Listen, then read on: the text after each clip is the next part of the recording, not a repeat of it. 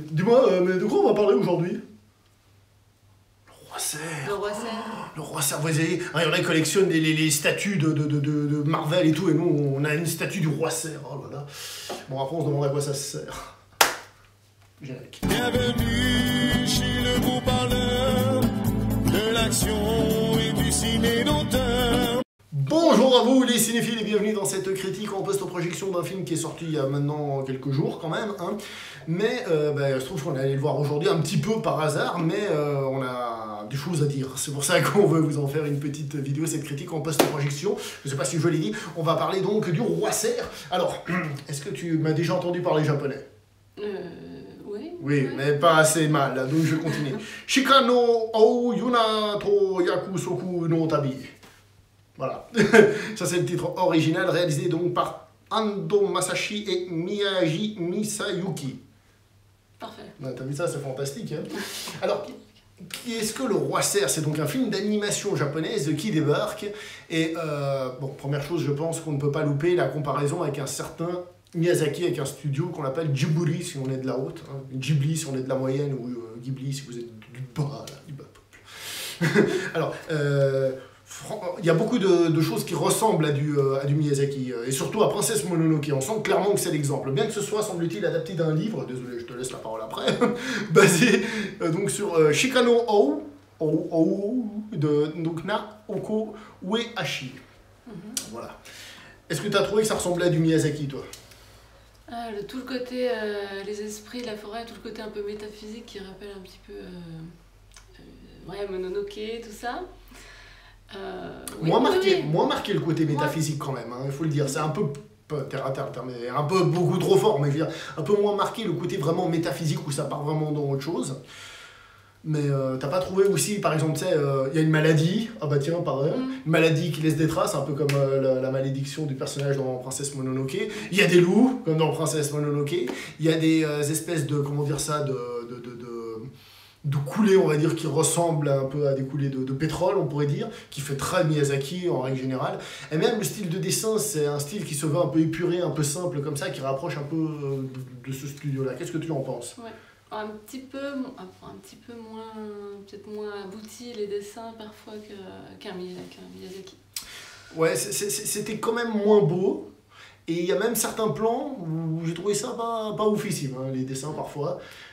Ouais, le personnage, la petite fille, auquel on doit quand même s'attacher, j'ai trouvé qu'elle était pas très jolie, elle a un visage Mais pas terrible. Mais pour toi, ça c'est le design ou c'est plus la qualité des dessins en eux-mêmes? C'est le design, c'est-à-dire qu'elle aurait pu être dessinée autrement ou c'est vraiment la qualité du dessin? Bah, le design, j'ai pas trouvé qu'elle avait un visage enfantin auquel on s'attache, quoi. Bon, ça c'est une question de point de vue, moi j'ai trouvé que oui, hein, perso, mais ouais, en tout cas, les dessins parfois sont un peu faibles, mais globalement, ça gêne pas. Globalement, ça gêne pas.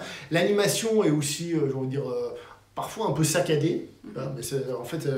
on va pas faire l'historique de l'animation japonaise, je sais qu'il y en a parmi vous qui sont des experts, hein. On sait que l'animation japonaise se voulait plus saccadée parce qu'ils ont levé des images pour gagner un peu d'argent à l'époque, il y a tout un débat. Que le film dure 1h54, je crois. Ouais, dans les 2 heures, ouais. Ouais, il est très long, quoi. Et ça, après, c'est autre chose, c'est dans la gestion du rythme, c'est un film qui est lent, qui est posé, et là, on retrouve aussi justement ce côté un peu poétique de cette lenteur, de voir... ce temps défilé, de regarder les choses, la nature, mais pas que la nature, hein, toutes les situations. Au début du film, il est même hyper violent, hein, ça c'est Disney, bam, dans ta face, quoi, hein, honnêtement. On va pas vous raconter, mais il y a des trucs, tu dis, ah ben ça dans un Disney. Non, ça y aura pas ça dans un Disney, clairement pas. Et il y a même justement, par exemple, au début, tu te souviens, il y a ces plans sur les cadavres. Ouais. Et donc, ça prend son temps, et ça lui donne une certaine poésie aussi, j'ai trouvé. C'est de prendre son temps, d'être poseur, de regarder ça avec un certain recul. Je trouve qu'on ressent une saveur justement de Princesse Mononoke. C'est pas aussi bon, parce que déjà c'est pas le premier, hein, mais il y a une réelle saveur de Princesse Mononoke que j'ai trouvé là-dedans.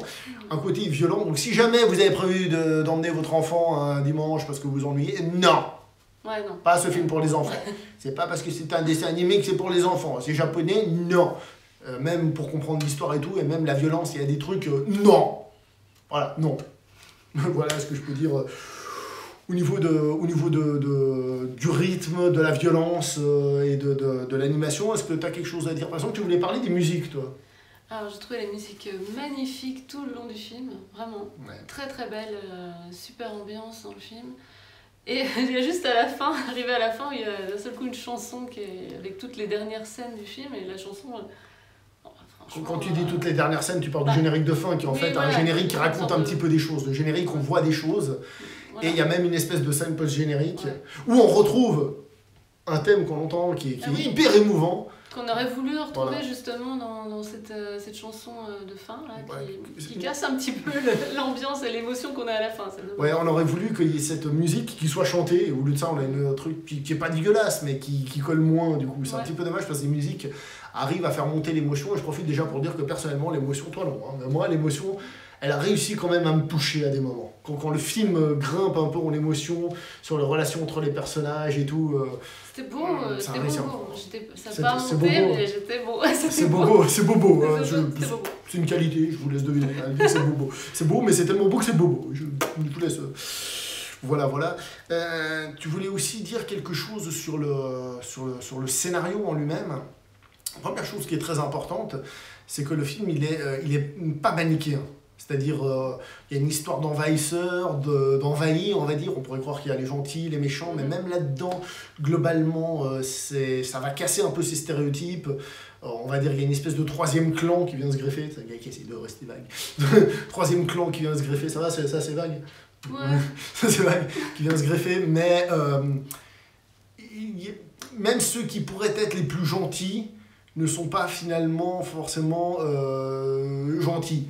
Évidemment, il y a le héros principal qui, lui, on peut dire que c'est le gentil, tu vois. Mais globalement, c'est plus simple que A contre B, contre C, contre D, et eux, ils s'aiment pas. Je trouve que c'est beaucoup plus fin que ça. Je vais dire finos, mais fin, on va dire. En fait, chaque clan cherche sa survie, donc il y a aussi un empereur qui cherche à envahir les autres. Donc, et chacun cherche à se défendre. Il n'y a pas les méchants, oui, contre les gentils. Là où au début, on pourrait croire que... Oui, c'est vrai. Ouais. Et puis, il y a des petites, on va dire, des intrigues de palais, il y a des petits complots. Voilà, des complots, des coups de péripatéticienne, des trucs comme ça, qui sont sympathiques à suivre. Hein. T'as vu, il y en a un, j'ai tout de suite dit, lui, ça, je l'ai dit, hein. Ouais. Et ça n'a pas loupé. Hein. Ah oui, désolé, un truc qu'on doit vous dire. On a beaucoup parlé dans la salle, on a dérangé personne, on était tout seul. C'est pour ça qu'on fait cette vidéo, parce qu'il faut le voir, ce film, il est bien, franchement, il est bien. Ouais, donc en plus, oui, il y a en plus des petits complots, des histoires plus complexes qu'un truc basique, quoi. C'est pas je suis envahi, je suis le gentil, c'est je vais faire des trucs, et puis en fait, je vais faire quelque chose qui est pas moral, et puis ci, et puis ça, non. Et puis des gentils et des méchants qui s'allient, enfin des gentils et des méchants, vous voyez, un clan, l'autre clan qui s'allie, qui se désallie, c'est bon, voilà. Et par contre, alors, c'est un premier visionnage au cinéma, on peut pas mettre pause, attends, on remet, même si on est tout seul dans la salle. Mais il y a 2-3 trucs qui nous ont peut-être échappé ou qui peut-être ont manqué un petit peu de cohérence. Moi, j'ai juste envie de vous dire, déjà, même si le film fonctionne, déjà la situation finale, quand on arrive à la fin du film, alors certes, il y a un changement majeur, mais si on fait attention, je me suis demandé si c'était pas, par exemple, l'adaptation de la première partie du livre, tu vois, ou d'un premier livre d'un cycle de fantasy, parce que c'est de la fantasy, hein, on est dans un univers de fantasy, hein, je veux dire, on est dans un autre monde, il y a un royaume qui envahit l'autre, il y a de la magie, enfin bref, on est dans de la pure fantasy, hein. D'ailleurs après on va revenir sur un petit détail de collègues. Qu'est-ce que tu peux dire sur tu sais, ce qui nous semble peut-être au premier visionnage être des incohérences, des petits manques? Ouais, oui, il y a certaines petites choses, je me suis dit, tiens, là, c'est pas logique. Et puis bon, la fin, on sait pas bien en fait si c'est juste... c'est imagé. Spoil pas, mais en plus tu veux spoiler la fin. Non. Non, mais ouais, à la fin, il y a quelque chose, c'est un détail, pour moi ça c'est un détail, mais on pourrait faire une interprétation, mais ce sera dans les commentaires. Ça fait partie du charme aussi, je trouve, de peut-être pas tout comprendre. Il y a peut-être aussi des choses qui font partie du folklore japonais qu'on ne comprend pas. Enfin, moi je connais pas en détail. Après, on peut aussi on peut se laisser porter comme ça, même sans tout décrypter, quoi. Ouais, c'est un peu difficile de vous expliquer ces trucs-là sans spoiler, parce que là, on vous dit rien, mais il y a des choses qui, à des moments, semblent disparaître, le pourquoi, le comment. Par exemple, il y a un vieux, on va dire comme ça, il y a un vieux qui, à la la fin, qu'est-ce qui devient réellement. C'est pas hyper clair, c'est pas que c'est négatif, hein, mais ce sera un film américain, il y aurait quelqu'un qui arrive qui fait « Ah, oh, je crois qu'il est en train de faire ça et qu'il est en train de se passer ici. Mais suivant la vie, il y a même ça qui se passe. » Et c'est pas plus mal. Moi, j'ai trouvé que le film, il arrivait, il a vraiment quelque chose de magique, quelque chose d'envoûtant, quelque chose qu'on a déjà vu, c'est le défaut principal. C'est on retourne manger plus souvent, qui copie l'autre, tu vois, un peu. Je le dis pas négativement, je trouve que le film est très beau, il fonctionne très bien. Et c'est le moment de tacler les collègues. Non, c'est pas vrai, mais je crois que c'était la citation sur l'affiche, il citait donc l'écran fantastique où ils disent que c'est de l'heroic fantasy. Non, ce n'est pas de l'heroic fantasy, c'est de la fantasy, mais ce n'est pas de l'heroic fantasy, parce que l'heroic fantasy, si tu ne le savais pas, c'est ce qu'on appelle maintenant et ce qu'on appelait à l'époque le Sword and Sorcery, qui est donc, en gros, les aventures type Conan, tu vois. Ça, c'est ce qu'on appelle maintenant l'heroic fantasy. Mais maintenant, ça, ce n'est plus de l'heroic fantasy, parce que ce n'est pas type Conan, tu vois, c'est de la fantasy autre. Maintenant, tu me dis quel autre type de fantasy, je te dis, attends, il faut que je réfléchisse, parce que non, c'est pas d'épique, c'est pas de la... Et ça aussi, d'ailleurs, je reviens là-dessus, à la fin du film, ils n'ont pas sauvé le monde d'une force du mal. Tu vois, ça en fait pas des tonnes, c'est pas le petit enfant de 16 ans qui est paysan et qui, à la fin, va sauver l'univers, tu vois. Ça... C'est pour ça que j'ai dit terre à terre, le terme est beaucoup trop fort, mais c'est plus simple et doux et poétique dans son truc. Et c'est vrai que ça pourrait être vu comme une longue mise en place qui pourrait suivre des aventures suivantes. Ouais, parce que l'univers est toujours là, toujours présent, et on sent que c'est une petite avancée. Je ne le dis pas négativement, au contraire, je le dis positivement. Où c'est pas, on va pas vous faire, voilà, c'est l'événement qui a changé. Et plus un équilibre qui est rétabli à peu près. Ouais, sans spoiler, on peut dire ça.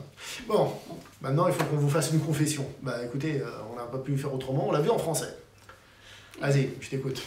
Oui, alors les doublages, bon, c'était pas extraordinaire. Et franchement, surtout certains personnages, on a vraiment l'impression que le texte est lu de façon monocorde.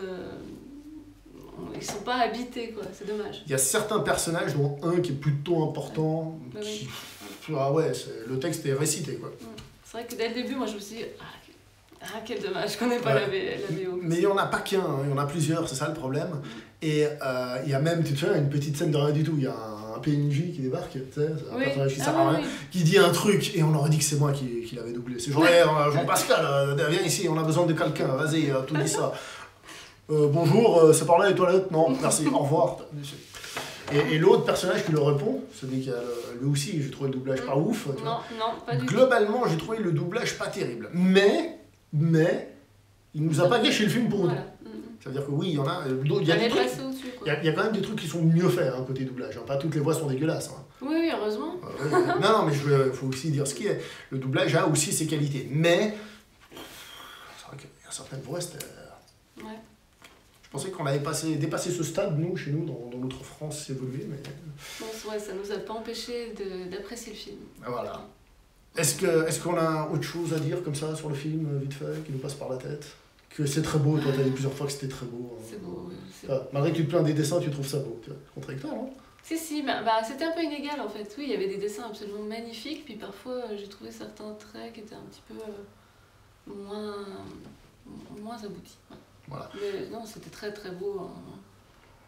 C'est de l'animation pour adultes, avec tout ce qu'il faut dedans, c'est-à-dire justement, comme on l'a dit, pas de manichéisme, pas de ci, pas de ça, c'est lent, c'est tout ça, c'est pas pour les enfants, c'est violent, donc foncez le voir, faites-lui franchement, festoyez ce film, j'ai envie de dire, même si, comme on l'a dit, à l'arrivée, on a quand même l'impression d'être du Miyazaki. D'ailleurs, le roi cerf, on se rappelle que chez Miyazaki, c'est le dieu cerf. Oui, c'est ça. Miyazaki, c'est le dieu cerf. Ici, c'est pas le dieu cerf, c'est en dessous, mais c'est quand même le roi cerf, et c'est quand même vachement bien d'être roi. On était contents d'être tout seul dans la salle, on a eu un cinéma rien que pour nous. Ah oui, non, mais c'est dommage qu'il n'y ait pas plus de monde pour aller le voir. Ouais, bon, après le film, je crois qu'il est sorti il y a 2 semaines, 10 jours, quelque chose comme ça. Mais bon, bref, voilà. On va s'arrêter là pour cette petite vidéo, sauf si tu as quelque chose à ajouter. Voilà. Donc, personnellement, j'ai beaucoup aimé. Toi, je crois un tout petit peu moins, parce que tu n'as pas eu l'émotion en moins. Oui, mais non, j'ai aimé. T'as aimé. Voilà. On recommande donc d'aller voir ce film, et voilà. Donc, oui, désolé pour les ondes derrière, hein, qu'est-ce que vous voulez. Hein. On fait avec les moyens du bâbord, et on fait ce qu'on peut. Hein. On s'arrête là. Likez, commentez, partagez. Elle connaît le texte. Mais est-ce que tu le fais, toi? Je fais pas celui de... Bah, évidemment. Ah, tu veux faire la version rapide que je faisais avant? N'oubliez pas de liker, Vas-y, commenter, vas-y. partager. Oublie pas de liker, commenter, partager. On se voit prochainement pour une prochaine vidéo. Jusqu'à là, portez-vous bien. Allez, à toi. Hasta la prochaine.